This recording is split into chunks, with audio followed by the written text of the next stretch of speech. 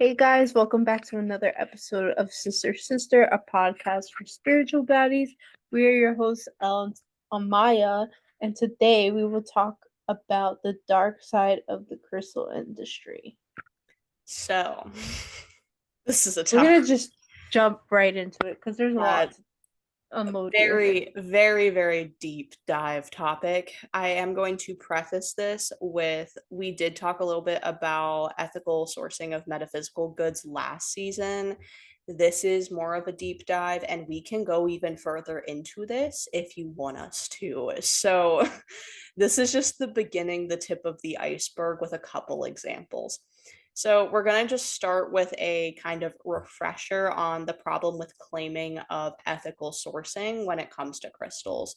So, you'll see a lot of crystal shops claim that their stones are 100% ethically sourced, but that's not really possible unless the shop owns the mines they work with or goes out and collects the stones from the ground themselves. They can't claim the stones are ethically sourced 100%, and here is why. As a business owner in the metaphysical realm, you have no proof of what is truly happening at the mines where your crystals come from. So you can be diligent and ask all the questions that you want before purchasing, but there's really no way to guarantee that the crystals were mined ethically because you aren't there and people lie. Many gemstones themselves come from countries where child labor laws don't exist. There isn't protective gear or insurance for miners to prevent them from getting hurt or to help them if they do get hurt. These places usually don't have limits on working hours a lot of the time or required livable wages. They live below the poverty line.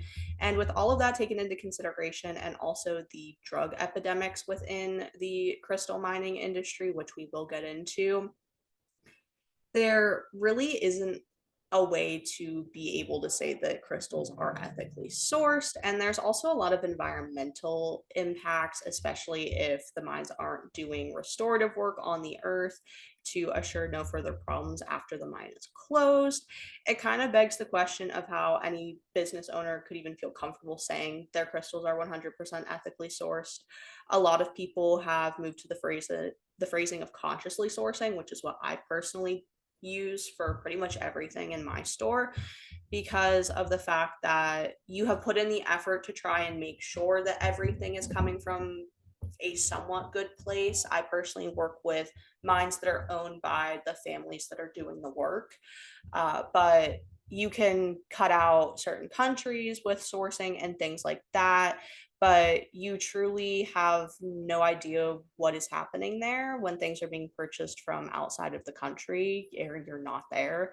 So a lot of people have moved to that kind of phrasing to better encapsulate the fact that they are doing their best, but recognize the ethical concerns and that they do not have control over what is happening in the mines and in the lapidary workshops that these crystals are coming from. So, for this section on environmental impact, it basically comes from an article that was from 2019 from Glamour UK. So, there's clear evidence to say that mining for at least some types of healing crystals are particularly hazardous. Crystal mining often takes place as a profitable byproduct of metal mining, including gold, copper, and cobalt. Take chrysola. Did I say that right? Chrysocolla. Chrysocolla. Take chrysocolla and pyrite, both of which are extracted from the copper mines. And according to Earthworks, which is a peer-reviewed study of 14 copper mines, found that their operations had a severe impact on the environment. At 13 of the 14 mines, which is about 92%, water collection and treatment systems have failed to control contaminated mine seepage, which resulted in significant water quality impacts. Another copper mine, the OK Teddy mine in western Papua New Guinea, which discharged 80,000 tons of ore and 120,000 tons of waste rock into the nearby river every single day, and the impact that it caused was enormous permanent flooding, toxic contamination, and species extinction. Gold mines are no better. Alongside polluting water and land with mercury and cyanide, gold mines can also produce a hell of a lot of waste. In fact, producing gold for one wedding ring alone generates 20 tons of waste, and that's without even mentioning the toll of communities and indigenous peoples or worker safety violations. So next, we're going to start talking about exploitation and violence, and then we're going to go into some like actual examples, which where we got all of our information from is linked as always. I just pulled certain parts of these articles, so please go read the full story because this is mostly reporters for these next like things after this on the ground in these countries witnessing this with their own eyes. So, as the demand for stones increases, so does the desire to own the supply. This results in exploitation and, in the case of mining fields of Afghanistan, violence. According to 2010 estimates, that country sits on a vast and untapped source of emerald, lapis lazuli, red garnet, and ruby, over $1 trillion worth of stuff. And after the mining fields were officially awarded to, I want to say this is pronounced Lajwardine Mining Company. Don't quote me. In a 15-year contract, they were then taken over by force from local militia, which has ties to the Taliban, just days later after they were awarded the contract. The situation has recently become so grave that the country's president expressed, "We are faced with the curse of our natural resources." There's a lot of crystal shops that won't work with stones that come out of Afghanistan because of this, because this is an ongoing problem into today. This happened literally over a decade ago and it's still impacting the industry today. The only place that you can get lapis that isn't Afghanistan for the most part is Pakistan, which is not much better. So just know that my lapis comes from Pakistan, but I also acknowledge that there's issues with that there too. So now let's take a look at Myanmar, which is mainly this article comes from the New York Times.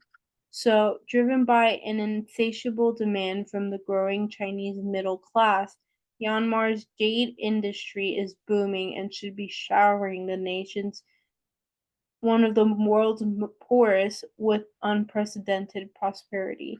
Instead, much of the wealth it generates remains in control of elite members of the military, the rebel leaders fighting them for greater autonomy, and the Chinese financiers who want both sides collude to smuggle billions of dollars worth of the gem into China, according to the jade miners, mining companies, and international human rights group.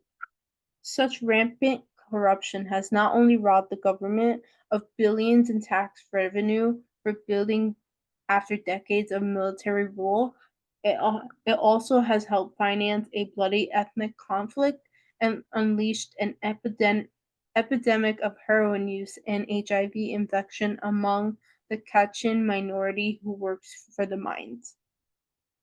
The drug and jade trades have become a toxic mix with heroin made from opium poppies that long ago turned Myanmar into a top producer of illicit drugs, keeping a pliant workforce toiling in harsh conditions as the Burmese authorities and Chinese people turned a blind eye. Yet Kina, the down and out state capital, is the gateway to the most active mining region, containing what experts say is the world's biggest and most valuable trove of jade. With its broken sidewalks, stray dogs, and cemeteries littered with syringes, Yakina is a potent symbol of the region's ills. The city tea shop have a thriving illegal side business in selling heroin, one of the few trades that have grown alongside the jade industry. In every house there is an addict, said Gerang Bang Aung, a local heroin user. The city is the closest Westerners can get to the mining area, Hakan, The government says it should keep the area closed because of sporadic fighting with the Kachin rebel army, but activists see a darker purpose, which is to hide the illegal jade and drug trades flourishing there. The only foreigners allowed past the military checkpoints, they say, are the Chinese who run the mines or go there to buy gems. Try digging all day with an iron rod and see how you feel, he said, adding that he had abandoned his university studies for the promise of fast riches. Heroin, he discovered, gave him enough energy to work for 24 hours straight. Minors stay at least 4 or 5 workers are habitual drug users. Users who overdose are buried near the mines amid groves of bamboo. So that last part is just a direct quote from one of the people that they interviewed that's a mine worker, which I wanted to include at the end of that because it just really kind of emphasizes the drug trade impacting the work.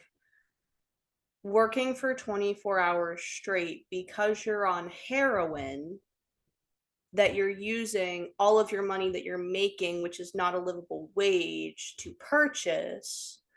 It also talks in this article from the New York Times about if you're not using your money that you're making from these mines, which is very little, on heroin to keep you awake so you can work longer, so you can make more money from the mines that aren't paying you enough to buy more heroin to it's just a cycle.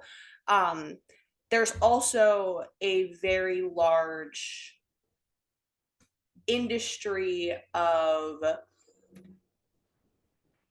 how do I put this so we don't get in trouble on platforms? Promiscuous activities that go along with things like drugs and alcohol, which never going to shame anyone who's in that business. But if you're not spending your money on the heroin, you're probably spending your money on what is basically considered a brothel, but just on the corners of the mining areas. Um, so that's just, I can't even begin to imagine what it's like there. And no one can go in and see it from the outside world. Like, that's insanity. So, our next look is going to be at Madagascar, which was published. Oh, also, I believe that article was from, I want to say between 2010 and 2013 on the New York Times. But this one was published in 2019 from The Guardian. So, Madagascar is one of the poorest countries in the world, but beneath its soil is a well stocked treasure chest: rose quartz and amethyst, tourmaline and citrine, labradorite, and carnelian. Madagascar has them all. Gems and precious metals were the country's fastest growing export in 2017, up 170% from 2016 to $109 million. This island country of 25 million people now stands alongside far larger nations such as India, Brazil, and China as a key producer of crystals for the world. And in a country where infrastructure, capital, and labor regulation are all in short supply, it is human bodies rather than machinery that pull the crystals from the earth. While a few large mining companies operate in Madagascar, more than 80% of crystals are mined artisanally, meaning by small groups and families without regulation who are paid rock bottom prices. This is like where I say we consciously source, but you can't do everything and make everything great for these people. You can choose to go with the smaller mining operations to support a specific family, but at the end of the day, they're still living below the poverty line because of the way the countries are. If you want to know where the rose quartz on your shelves came from, Anjoma Ramartina is a good place to begin. A collection of villages that sits atop some of Madagascar's largest rose quartz deposits. It is a day's drive from the capital city of Antananarivo, and the further you travel from the capital, the greater the security risk. So, large swaths of territory are described as red zones. which is considered unpoliceable by state forces. Rural villagers often face raids from armed gangs known as the Dahalo, which they basically are stealing cattle and farm animals, sometimes killing, robbing, explicit acts on villagers. In January, whenever the Guardian had went to this city, three men armed with machetes were killed in a clash with village police. And whenever they went, they were said, do not travel or go out at night. People warned, drive in a convoy and stay off the roads after 5 p.m.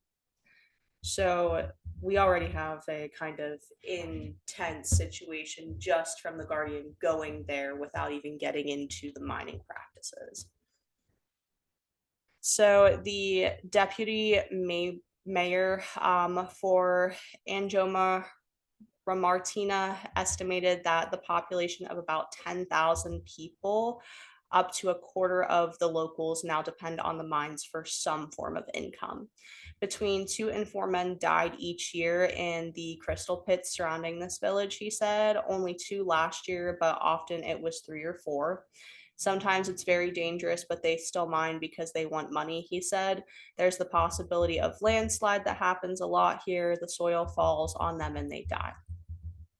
Landslides, however, are not the only danger for the miners. Smashed rocks create a fine dust, especially quartz particles in this region can penetrate deep into the lungs. There, they will fester, inflaming surrounding cells, increasing the risk of lung cancer and silicosis. Child labor is also widespread. The Department of Labor and the US Department of Labor and the International Labor Organization estimate that about 85,000 children work in the Madagascar mining system. Yeah. So, also in that article from The Guardian, there's so much more information. It's a very long article. They have pictures of what the rock pits look like, and one man that was showing them around had stitches on his leg from where he had fell on some rose quartz. And they also have like these holes that they have to shimmy in to go underground to get these crystals, and they're barely even big enough for you to put your shoulders through, and you're going underground, that could collapse in and on itself so easily. So that's also another very good one to look at. But for the sake of keeping this episode not several hours long, we're gonna wrap it up from here. So these are only a few examples of the countless problems within the crystal industry and the dark side of healing stones. And if you do want us to go in depth and make another part to this, we definitely can next season. Just please let us know by commenting. Um, I mean, obviously, we can like kind of debrief a little bit of Maya. I mean, that was probably a lot for you to process. I know it was a lot for me to process when I was researching, and that's just a very small chunk of it. Yeah, honestly, like it's crazy how not surprised I am by this, just because I feel that the crystal industry is in a way lucrative, and like just I can only imagine what people go through just to, make some kind of wage, and it's not even a livable one that they can live comfortably and still have enough to spend here and there, right?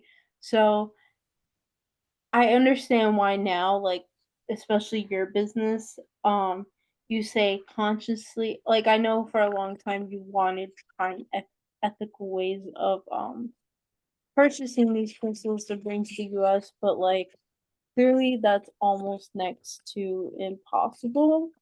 And obviously a lot of it is about supply and demand, what you can get, what you can't get. So I feel like this gives me, as someone who has plenty of crystals, which by the way, I bought them from L entirely, like minus one or two, but yeah. Um yeah, I just think that it makes for a bigger and more clearer picture as to how things are sourced. And it's not even about this. It could be literally about anything. If you guys look at the Congo and how young children have to mine for the one ingredient or like whatever you call it for our cell phones to work. Yeah, Like, it's cobalt. So yeah, I like that you brought that up actually, because in that part at the beginning, we were talking about like copper mines and gold mines, but cobalt's another really big precious metals mine. And there are certain crystals that come as like waste material, I guess you could say, from that, but are still being collected and sold for profit and things like that. And I almost put that in here, but I decided to leave it out and figured that could be another discussion for another time. But the amount of child laborers in the Congo is just astronomically horrifying. And the conditions are awful. And mining cobalt is so dangerous for your body. Like it's awful. It's horrendous. yeah. Just so that we can have the latest iPhone. Not that I have the latest iPhone, but like it's kind of ridiculous. Like, why can't you guys just like reuse the materials from old ones, right? Like, and and basically this goes to show you like we're I guess I guess one of the most developed nations in the world. So yeah, we on a large scale we don't have to deal with these kinds of things, but at the same time, I feel like we don't know like if we didn't do our research to tell you this, how would you know? Because this stuff is obviously not talked about. Well, And yeah, it was hard to find any recent articles about it either. Like the most recent one that I found was that Guardian one from 2019. Like it's so difficult to find stuff because it's so hidden and kept away. You know, that New York Times article was over a decade ago, and they couldn't even get in to see what the actual mining was like because it's so hard to be an outsider and question the way things are in other places and have them not think that you're like going to start a war or something, right? Like it right, goes to not a much more global problem than just like the crystal industry alone. right.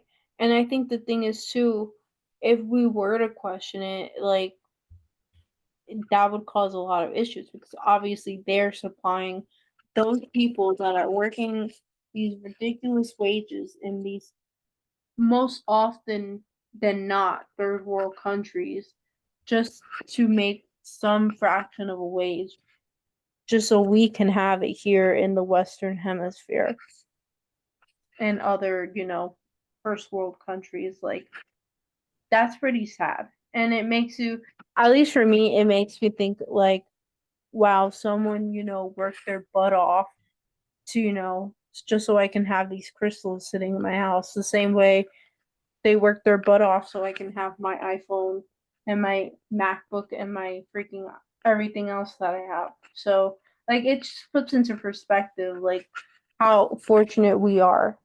Well, and I just want to like pull this into perspective because I remember from the Madagascar one that in that article it said that the poverty line was making $1.90 a day. I'm pretty sure it was that one. In Madagascar, updated as of 2023, the poverty line is set at making $2.15 per day, and That's people are actually living below insane. that. That's actually insane. People who are minors and work in this industry are living below that. So That there has to, like is so that's the part that bothers me the most, right? right, Because obviously I work with like the smaller family owned mines with like places like I do get some stuff from Madagascar, from Brazil, like, and I do that because I want the money going directly to the people that are doing the work, right? But obviously they're doing the work, and while they are making money from selling it to people like me and then also bigger corporations, they still aren't making enough for it to be like worth it, like, and I feel like that's kind of one of those things too, is like you look at pricing scales for things and you see some people charging $50 for a small rose quartz tower and saying it's ethically sourced, and it's like I know that rose quartz came from Madagascar, and I know that you paid no more than $50 for a kilogram of it, which is 2.2 pounds. And Yeah, that's the thing that bothers me.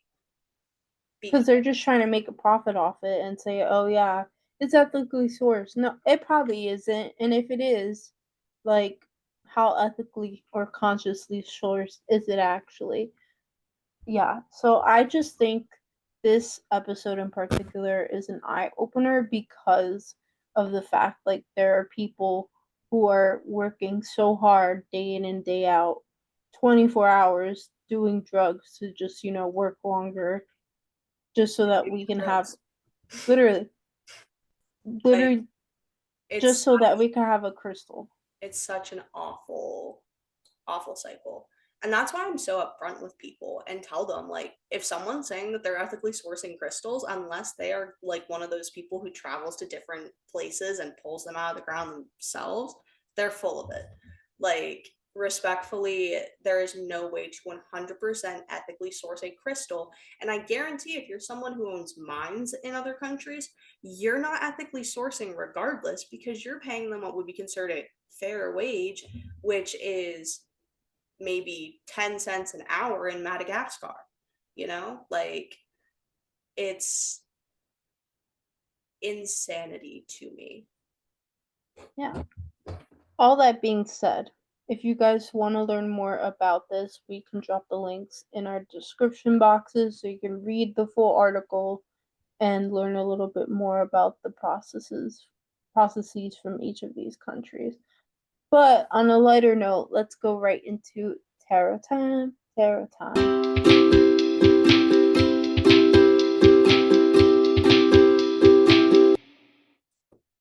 I didn't even finish asking Spirit. Hold your pants. See what the collective needs to hear. The message for this week. You got the Seven of Cups: indecision, stress, anxiety, worry, trying to figure out what option is the best one in front of you. Really just feeling kind of burnout, boggled down, and like everything is just crashing out right in front of you. Gotta be able to discern which of these options is good and which is bad and how to move forward. Interesting. Hopefully, the astrology almanac for today and this week is better.